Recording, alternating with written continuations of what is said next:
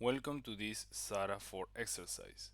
In this exercise, we will expand on the activities done on the exercise 15, where we focus on the production window. Now we will do a further configuration of the window. For this, we will open our Sahara project. The target of this exercise will be to create two different graphs.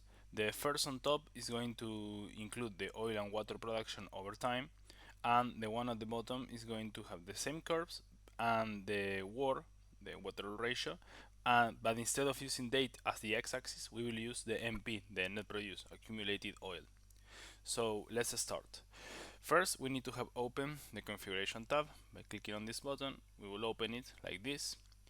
Now with the configuration tab open, we will go to the main branch of the configuration tab in the production window, the one called general here.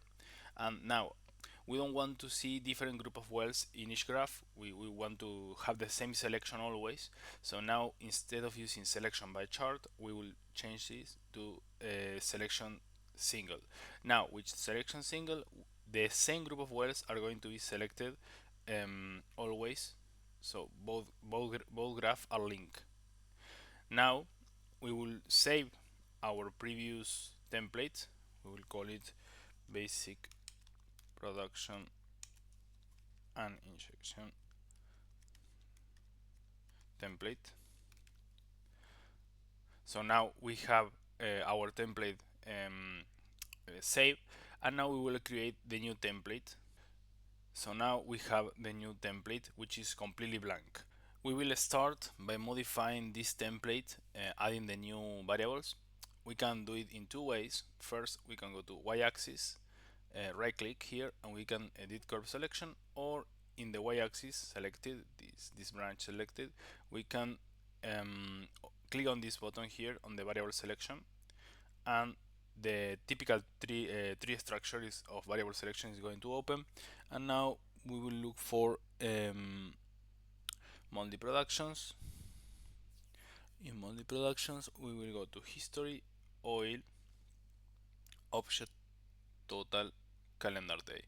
So now we are going to plot the total production. It's not differentiated in primary or secondary recovery. At the object level, is going to be the production of the whole well. It's going to be the oil production, and it's coming from the scenario history. And now we click OK. Let's add the other one before plotting it.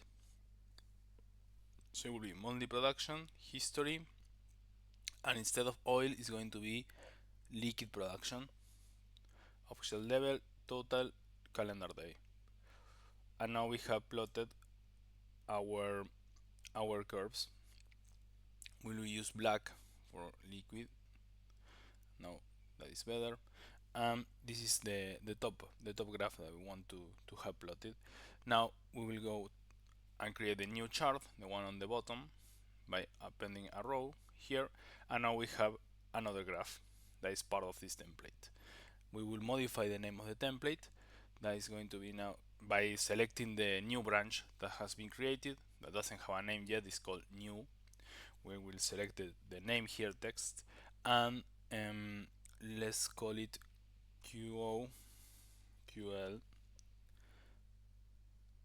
and war versus MP. So now we have the name of the lower graph of the graph at the bottom. First, we will modify the x-axis to reflect that instead of using a date, we are going to use the cumulative value of production, of oil production. So now we go to x-axis inside the branch of the graph that we created, and select type, axis type. Here we could use, for example, T0, that is going to name the first month of production, or injection you can modify. We reviewed in the exercise 15, and this is going to call it month 0, and from there start adding more months. But that's not the case. We will use a variable here, and our x-axis is going to be the cumulative production. So it's going to be monthly production in the history scenario, the oil production at the object level. The total is not secondary or primary recovery, and here instead of using calendar day we will use cumulative.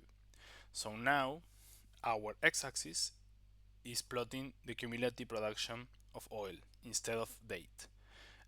Now we will modify the y-axis. Here we will edit curve selection, right clicking here, and now we will add the monthly production of oil, the same process that we did previously, and history object liquid object total calendar day. And now we have this graph that is going to be MP versus production. So now we can see that we are plotting, instead of plotting the date versus the production, we are plotting the cumulative value of oil versus the production. Now we will add a new y-axis here, and we will add a new y-axis. We are moving. We are going to move this axis to the right instead of having two different axes on the left. We will move the position to the right. So now we have one axis here on the left, it's logarithmic, and another one here on the right. And now in this other axis we will plot the water oil ratio. So this is going to be monthly production, history, water oil ratio, object level, total, and this is going to be the monthly value. And now we are going to plot it.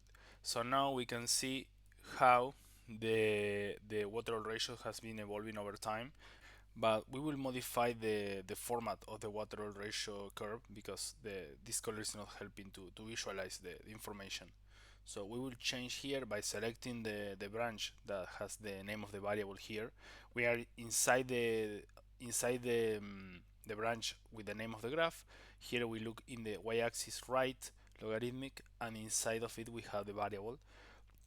So now we will go to color, we'll modify with something more clear, like red, for example. Here it's a lot easier to see, and we will modify the stroke as well and modify to dot. So now we have this new format. We will increase thickness a bit, so now it's a lot more clear.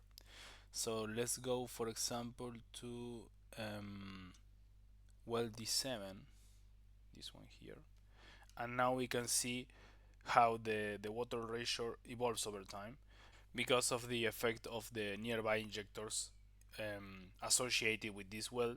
We can see the response of secondary recovery here, but also how the water ratio has been steadily increasing in this well. We will save now this template that we created. We will call it let's say quel and MP war. I will modify this. So now we have the template that we have created. We can load it at any time. We can switch between the different templates that we have saved here. Now we can see the same information that we had in the previous template for this well, and then go back to the one that we saved previously.